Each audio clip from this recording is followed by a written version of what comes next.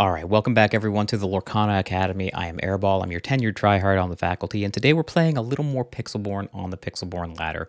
And I'm pretty excited about this deck, this Ruby Amber deck that we're playing today. I saw it on Lorcana Decklist Twitter, and if you're not familiar with them, you probably should be because they're a very talented player making off-meta-ish brews and having great success. And I found that every time I've taken one of their decks to the ladder, I've had pretty good success as well once I've learned how to play it. And this deck, I think, is no different. After messing around with it for a little while, I think that it could be the real deal, or at least just be a lot of fun to play and still get your wins. So what is the objective of this deck? Well, you're familiar with most of the Amber core that's in it already. You have your 4 copies of Lilo and 4 copies of Simba, which are just a very good way to make sure that Lilo gets to quest multiple times. And if she does that and you're on the play, then that can put your opponent on the back foot in a way that they never recover from. Then you force your opponents to fight your Lilo, fight your Simba, and expose themselves to being fought by cards with big butts like Mr. Smee or Rapunzel, put damage on your own characters, and then you play Rapunzel yourself, draw a bunch of cards, and keep the gas going that way. So where this deck differs from the more standard Amber decks on the ladder is that it is running Ruby instead of Steel. And Steel is the default choice. It's played by probably 30 to 40% of the meta on Pixelborn at this point, because you get access to some really powerful effects like Tinkerbell. You get access to cards like Whole New World, Grab Your Sword, direct damage like Smash. And all of those are pretty good at getting past your bodyguard effects and killing your Lilos. So instead of running Steel, you're running Ruby. And the reason that you run Ruby is because as the meta shifts away or shifts toward this Amber Steel paradigm and direct damage is everywhere, then it becomes more important to have cards in play that have big butts. Things that don't die so easily to cards like Tinkerbell or Smash or Grab Your Sword.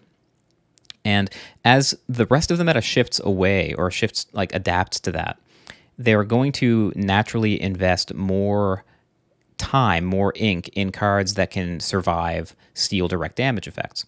And that means that they're going to go taller instead of wider. And when decks in the meta are going tall instead of wide, that is the perfect opportunity for Ruby to come in, because you get 4 copies of Dragon's Fire here, and you get 4 copies of Maui. And all of those are very good at dealing with single problematic things on your opponent's board that don't necessarily die to cards like Smash or Grab Your Sword that you would normally have access to. So you get the normal, powerful Amber mid-rangey core, and you get the targeted removal of Ruby instead of the more efficient damage-based removal of Steel. And so what that allows you to do is it allows you to get to a point in the game where you can have a board stall against the Tinkerbell decks. If you don't commit into their Tinkerbell, then they have a very hard time killing your stuff because your stuff all has big butts. You've put yourself ahead in the race early on in the game, hopefully with your cards like Lilo. And then you can get the other part of the Ruby package that we have here, which is the 3 copies of Tigger, 2 copies of Pongo, and 3 copies of Goofy. And those, if the opponent doesn't have exactly the right answer, or multiple copies of something like Grab Your Sword or Tinkerbell or something like that, then these evasive creatures can just run away with the game. Because you can see that the most important thing here is that Goofy has 4 toughness, Tigger has 4 toughness, and so it dodges 1 copy of Smash. And if the opponent wants to use Smash and 2 copies of Smash on your character, then that's great. You've gotten card advantage that way. And if they don't, then they all quest for 2, and they're going to run away with the game and close it out quickly before your opponent can get a bunch of cards through something like Whole New World and that kind of thing. So that is the name of the game. I have been really enjoying playing this deck, and I think you will too. And if you want to play it in paper, of course, you can head on over to our sponsor, Coolstuffinc.com, where you can buy these singles. They're finally starting to become available. I'm very excited about that. And you can use code Academy at checkout for 5% off your order. And more important than that, lets them know that we sent you there and that this content is important to you and that they should keep supporting us and making it. But I think that's it for the intro. I think that's it for the deck tech. I think I've gotten the gist of it out of the way, and let's head into some games and see how it does. Okay, so on the play with a pretty top-heavy opening hand, I think I'm fine shipping back all of the 6 drops, probably one of the Hades because we don't know what the matchup is, and even this Goofy probably. Yeah, I think we just need to have early plays in this deck, and that hand doesn't have them.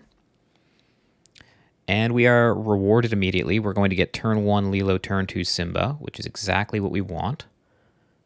Turn 3 is going to be one of these 3 drops, so we're safe getting rid of one of them. So here's Lilo, and pass the turn. Okay, so Archimedes screams Ruby Amethyst here. Given that, yeah, this LeFou does not seem outstanding to me, so let's turn that into ink. Quest with Lilo, play Simba, and hope that they don't have interaction. So up against like any Amethyst deck, I think we want the game to end sooner rather than later. Although Amethyst Emerald is not what I expected this to be. Usually turn 1 Archimedes, at least in my experience on the ladder, means Ruby Amethyst control. But instead, Archimedes blows himself up on Simba, which is an interesting choice. So if we quest with everything here, then they can trade both dukes for both of our creatures, both of our characters rather, which like isn't great, but it's not that bad. We can also, instead of playing one of our 3 drops, we can play LeFou to protect Lilo. Keep the pressure high. So I guess I'll send this Mickey to the Inkwell, quest with the team, and I'll play LeFou to protect Lilo. Pass.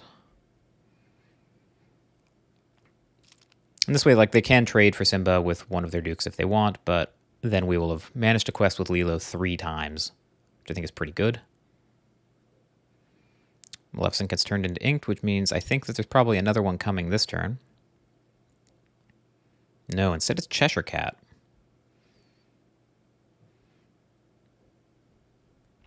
Okay, so the Duke trades with Simba, and now are you going to quest with the Duke? It would probably be a mistake to do that. Yeah, so we do find Rapunzel.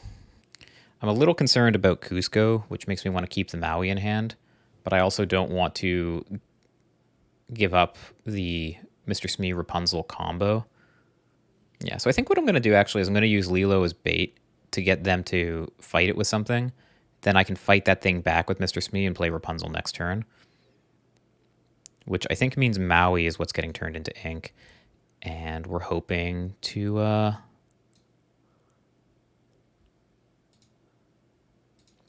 hoping to draw out of it with Rapunzel. I gotta say, I do really like the potential of this deck for like these solid amber aggro draws.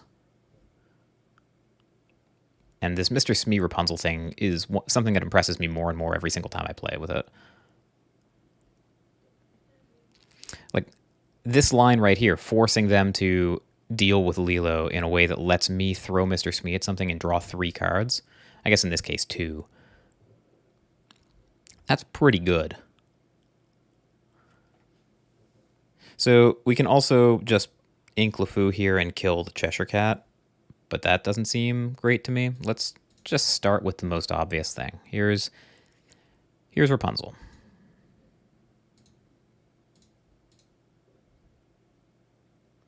And here's more Rapunzel, and there's the Maui that we had faith that we would redraw. We can put 2 damage on the Cheshire Cat if we want. That doesn't really seem to achieve much. So let's just quest with LeFou, and I think I'm just going to turn this one into ink as well. We have Rapunzel in our hand, which means that like we might, when we can draw more cards, it makes sense to put extra stuff into our inkwell, because we'll be likely to find a use for it. Flynn Rider II is here. If we can get down to empty-handed, obviously, then the fight with Flynn Rider won't hurt us so badly, but I think the line here actually is just going to be Dragonfire Cheshire Cat and fight, not fight, rather, do the opposite of fight, just quest. Put the ball in their court. Right now we're questing for the same amount they are, so we're winning this race. And am I going to ink something here? I don't think so. Is there a difference between having 6 and 7, rather? And I don't think so. Like, if I play Rapunzel, then I can still play a 2-drop. Like, I would have to draw exactly a 3-drop to be punished.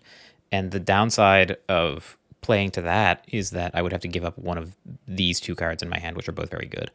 So I'm willing to like risk being punished by that. Here's Cusco, so we have the Maui as the answer to that. Happy enough to be able to do that. Okay, so opponent's questing for 7. We're going to need to slow that down. What happens if we just quest for 4 here? They'll quest for 7. They can kill LeFou with what's on board. We'll be able to quest for 3, which is still lethal. So maybe the line here is just quest with everything and play Goofy and say your job to deal with it, opponent. Or I can play Stitch, which puts even more pressure in play. Yeah, I think I like that. Let's get rid of Maui, which I think is a wild thing to say, but I just want to put them in a position where they need to deal with us. Like this Stitch by itself is a lethal threat. And in their colors, they don't have a lot of great ways to deal with it. Yeah, the opponent agrees. So yeah, aggressive line there at the end. Still not 100% sure it was right, but I couldn't come up with a way where they got out of it. And I didn't want to play their game, fighting their things, discarding cards. Okay, on to the next one. On the draw, I actually think I ship... Do I ship the entire 7? I kind of think I do. Like, all of this is really slow. Keeping Hades in my opening hand is risky because it's uninkable. I have 3 6-drops and a 7-drop and my worst 2 2-drops. Yeah, I think I'm actually shipping all 7.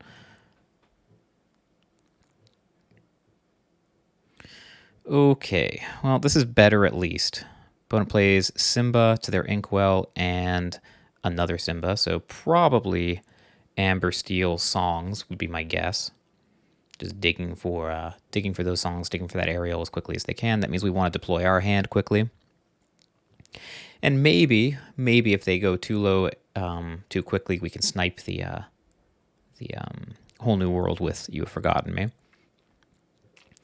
Let's get rid of one of these 7 ink Stitches, though. Play a Stitch of our own. And yeah, speed will be the name of the game here. I think our opponent is a highly ranked player, just looking at their icon over there. So we can't really deal with their Simba tribal over there without throwing away our Stitch, so that's inconvenient. Probably have to quest with our own Stitch and play our own Simba here.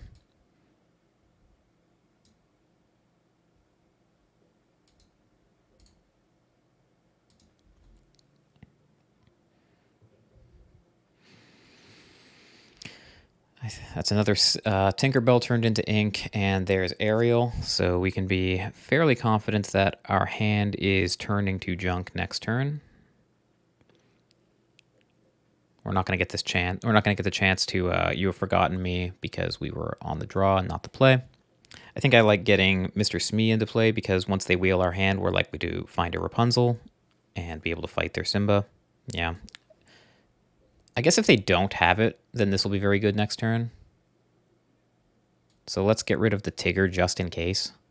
But I think it's very likely, given all the digging that they've done and given the fact that they played Ariel on 3, that they will have the Whole New World song in hand, and we'll each be drawing a fresh 7. It doesn't get them any advantage right now, though, because we both have 4 cards in hand, so they'll have to dump a few things to the board first. If they can play 2 cards here and sing with Ariel, then they'll get 2 cards worth of advantage, but then we will be able to fight Ariel with Mr. Smee, hopefully. Instead, it's grab your sword. 2 damage on Smee from that. And they turn Stitch into ink and play another Stitch. Okay.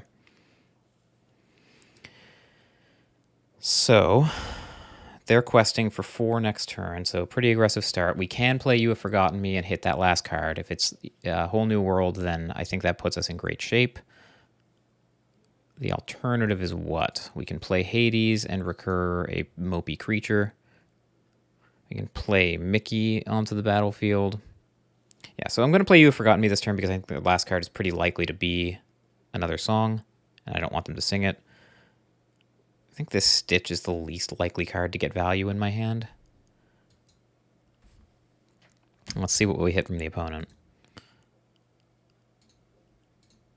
Yep, got him. Okay.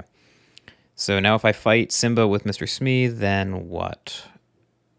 Their Simba trades with mine, so I would trade this for these two. Then Hades comes down and gets Mr. Smee back. That's not the worst. Sure.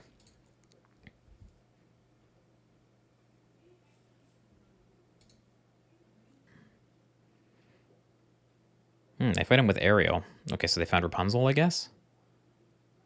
They sure did. What a top deck. Yeah. That's pretty good.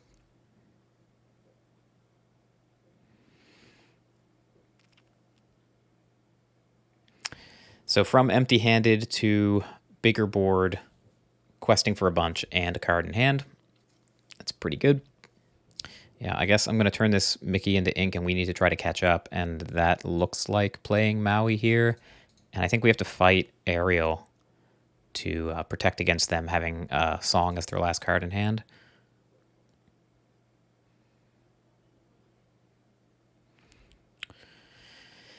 And they're questing for 5 per turn. Finding Rapunzel is great. So they're questing for 5 per turn. They're at 10. Maui can eat Simba here. Rapunzel comes down, draws 3 cards. They'll still be questing for 4, but it does change the clock materially, and Maui will still mostly be fresh. So I think I like this. Try to fight our way through. We find Stitch, Maui, and Pongo, so nothing we can do this turn. I think I'm going to ink this Pongo. Because we have this Tigger, which is just Pongo, but a little bit bigger and better.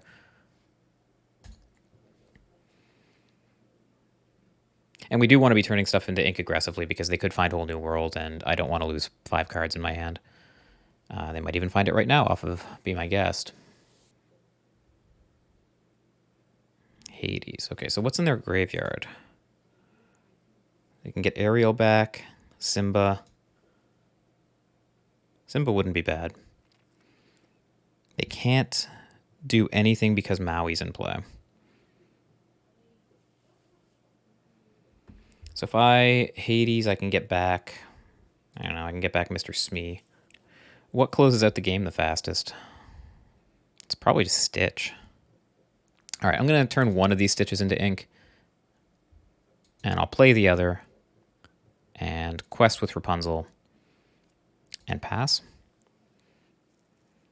Playing Hades feels bad, given that Grab Your Sword is a likely card for the opponent to have. So opponent discarded a copy of Grab Your Sword and played Hades to recur what? Beast. Okay. So they're questing for 6, and next turn they can probably present lethal. Oh, do you have like a Lilo as your last card in hand? Inking that beast, that right there doesn't make a whole lot of sense otherwise. I guess if they have Whole New World, they just want to get as much stuff out of their hand as possible.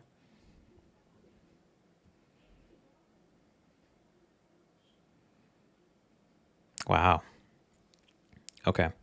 So I think it's reasonably likely that the last card they have in hand is Grab Your Sword then, given that they exposed some stuff to us here. And it could be Rapunzel, I guess. They might be baiting us into exposing some of our stuff. Eating up a good chunk of their board is really appealing to me. Like being able to Maui, fight Simba, fight Rapunzel, quest. We're questing for 5 in that case, up to 10. Otherwise, we can quest for 5 here, up to 10, and we would need to put another 5 lore into play, which we can't do. So I guess, yeah, I think I actually kind of like this. Let's put Tigger into the inkwell. I'll play Maui. Fight.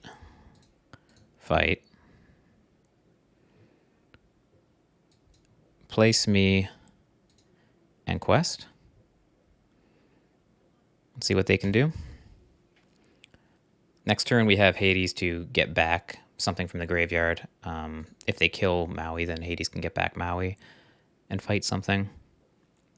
If we draw an Inkable, that is. Can also Hades back a 1 or a 2 drop and play off of Stitch. Instead, they have to play Whole New World here without being able to sing it, which is Desperation Mode.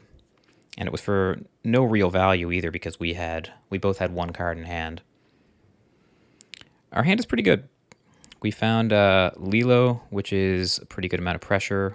Dragon's Fire to keep them from making a lot of progress. Rapunzel draws cards. Lilo draws cards with Stitch. Yeah, hand feels great. We just need to keep them under control.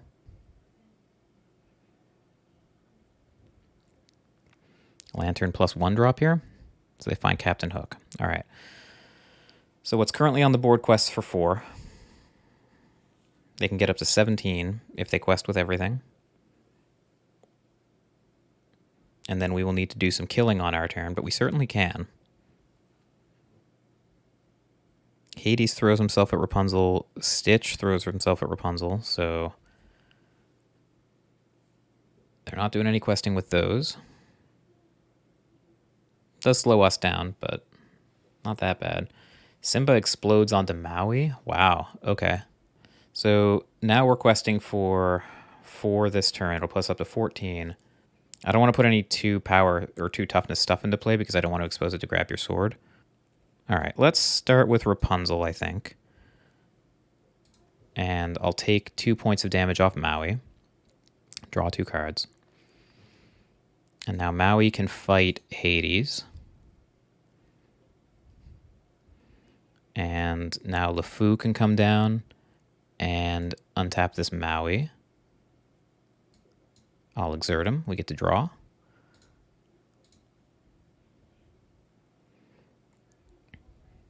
And now we can quest, and we're currently questing for 7, so now we have 3 ink if we want to put threats into play.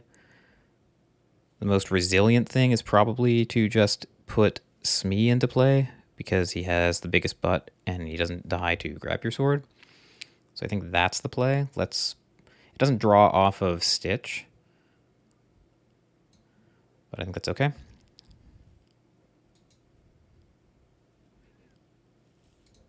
Seiko. Might not have been the best way to navigate that turn, but I mean, they have a lot of work to do, and we have a full grip. So we are very much on the front foot and just want to force them to keep having the answers over and over and over again.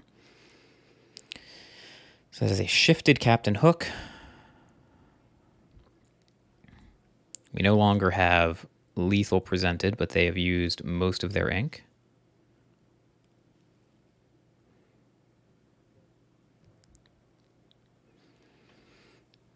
Yeah, there's Rapunzel. Draw 3. Man, what a game. They're questing for 4. I think we just want to play around grab your sword to the best of our ability, which means probably just... Okay, I was going to say ink something and then double Dragon's Fire, but the opponent has seen enough.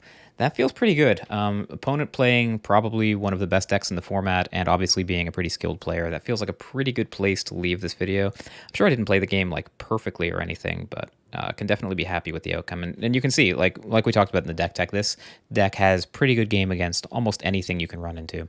So yeah, that is going to be it for this video. Thank you so much for watching. Again, if you want to play this deck in paper, then you can find those singles. They're starting to come out more. You can head on over to our sponsor, Coolstuffinc.com. Use the code Academy for 5% off your order at checkout. And I will see you next time. Later.